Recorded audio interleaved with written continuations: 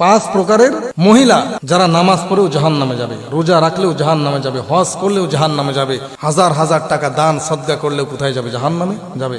আশ্চর্য কথা, এতগুলো ভালো কাজ করার পরে একটা মেয়ে, একটা মা, একটা বোন, একটা স্ত্রী কেন জাহান্নামে? আমাদেরকে জেনে রাখার দরকার যে পাঁচ প্রকারের মহিলা নামাজ পড়েও, হজ করেও, জাকাত দিয়েও, দান সদকা করেও, ভালো কাজ করেও, এমনকি তাহাজ্জুদ নামাজ পড়েও ওই মহিলা জাহান্নামে যাবে যদি মহিলার মধ্যে পাঁচটা বদ অভ্যাস থাকে।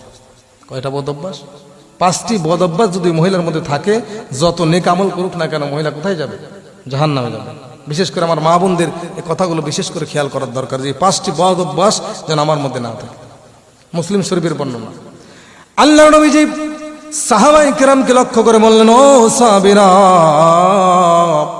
দুনিয়ার ভিতরে পাঁচ প্রকারের মহিলা এমন হবে, পাঁচটি বদ অভ্যাস যদি তাদের মধ্যে থেকে থাকে অবশ্যই তারা জাহান্নামে যাবে, আল্লাহ তাদের উপরে নারাজ হয়ে যাবে।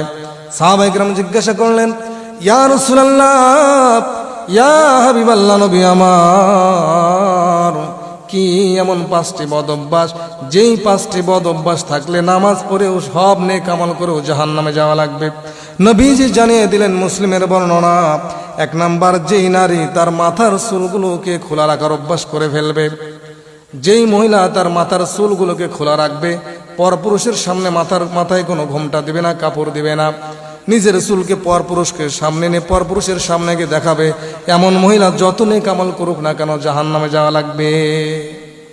পরপুরুষকে, এমনকি নিজের বাবার সামনেও যুবতী মেয়ে সব সময় মাথা খোলা রেখে বা বেপরদা হয়ে নিজের বাবার সামনেও সব সময় চলাফেরা করা জায়েজ হবে না, পরপুরুষ তো দূরের কথা।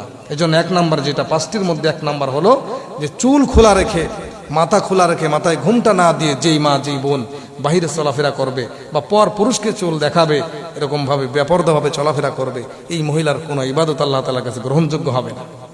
দুই নম্বরে নবীজি বলছেন, যেই নারী তার স্বামীকে দেখলে মন খারাপ করবে, স্বামী ঘরে আসলে মনটা বেজার হয়ে যাবে, স্বামীকে কোনো মূল্যায়ন করবে না, স্বামীকে কোনো দাম দিবে না, স্বামীর বদনাম করবে, স্বামীর উপার্জনে খুশি হবে না, স্বামীর প্রশংসা করবে না, স্বামীকে তার পছন্দ হবে না, স্বামীকে ভালো লাগবে না, যার কারণে স্বামীর সঙ্গে খারাপ ব্যবহার করবে, স্বামীর সঙ্গে তৈতকারী কথা বলবে, স্বামীর সঙ্গে ঝগড়া করবে, ওই স্বামী যদি তার ব্যবহারে নারাজ হয়ে যায়, ওই মহিলার কোনো ইবাদত কবুল হবে না।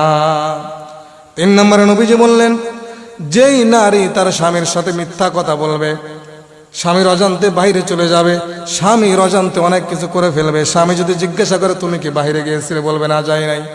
স্বামীর অজান্তে মানুষের সঙ্গে কথা বলবে, অন্য মানুষের সঙ্গে কথা বলবে, পর পুরুষের সামনে সংস্পর্শে তারা গ্রহণ করবে, পর পুরুষের সামনে চলাফেরা করবে, স্বামী যদি জিজ্ঞাসা করবে মিথ্যা বলবে স্বামীর সামনে।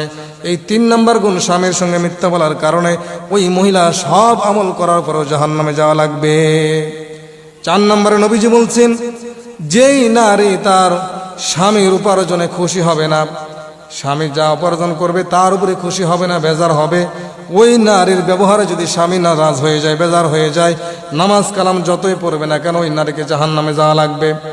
পাঁচ নম্বরে নবীজি বলেন, পাঁচ নাম্বার, যেই নারী তার স্বামীকে কথায় কথায় সন্দেহ করবে, স্বামী কোথাও গেলে সন্দেহ করবে, স্বামী যদি একটু দেরিতে রাত্রে বাড়িতে আসে সন্দেহ করবে, স্বামী যদি মোবাইলে কথা বলে ওই স্ত্রী সন্দেহ করবে, স্বামীকে যেই মহিলা সন্দেহ করবে, এই সন্দেহ করার কারণে যদি ওই মহিলার উপরে স্বামীটা নারাজ হয়ে যায়, বেজার হয়ে যায়, নবীজি বলছেন ওই স্ত্রী যত আমল করবে না কেন অবশ্যই আল্লাহ তাকে জাহান্নামে দিবে।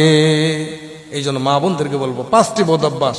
এক নম্বরে, মাথা খোলা রেখে মাথার চুলকে পরপুরুষকে দেখানো যাবে না। দ্বিতীয় নম্বরে, স্বামীর অনুমতি ছাড়া বাহিরে যাওয়া যাবে না। তিন নম্বরে, স্বামীর সঙ্গে মিথ্যা কথা বলা যাবে না। চার নম্বরে, স্বামীর উপার্জনে খুশি হতে হবে এবং স্বামীকে কখনো সন্দেহ করা যাবে না।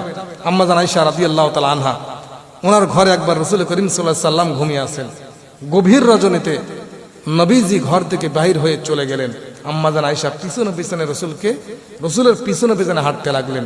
আম্মা জান আয়েশা মনে মনে ভাবতে লাগলেন যে আজকের রজনীটা, আজকের রাতটা আমার ঘরে থাকার কথা, রসুল কোথায় যায় আমি একটু দেখি। নবীজি কিন্তু জানতেন বা দেখতেছেন যে আমার পিছনে কি আছে। আম্মা জান আয়েশা, আমার বিবি আয়েশা, নবীজি বলতেছেন আমার বিবি আয়েশা আমাকে ফলো করতেছে, আমি কোথায় যাই। আম্মা জান আয়েশা বলেন, এ দুনিয়ার মানুষেরা শোনো, আমি আমার হাবিবকে সন্দেহ করার মতো নাই। আমার হাবিবকে একটু সন্দেহ হলো, আমার নবী কোথায় যায়। আমি পিছনে পিছনে খেয়াল করে দেখলাম, আমি মনে করেছিলাম নবী অন্য বিবির ঘরে যাবে, কিন্তু আমি দেখলাম না না, আমার নবী অন্য বিবির ঘরে গেলেন না। আমার নবী জান্নাতুল বাকিতে গিয়ে সমস্ত কবরবাসীর জন্য দোয়া করতেছেন, আর কিয়ামত পর্যন্ত যত উম্মত দুনিয়াতে আসবে সবার জন্য মাগফিরাত কামনা করতেছে। আমি আয়েশা এই অবস্থা দেখে পিছনে চলে আসলাম। এরপরে রসুল একটু পরেই যখন ঘরে আসলেন, বলেন আয়েশা তুমি আমাকে ফলো করেছিলে, সন্দেহ জিনিসটা বড় খারাপ।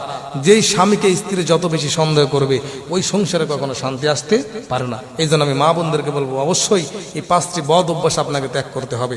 যদি ত্যাগ করতে না পারেন, আপনি যত নেক আমল করেন না কেন, আল্লাহর কাছে কোনোটা গ্রহণযোগ্য হবে না। আল্লাহ তাআলা আমাদের সকল মা বোনদেরকে এই 5টি বদ অভ্যাস থেকে বেঁচে থাকার মতো তৌফিক আল্লাহ তাআলা দান করুন।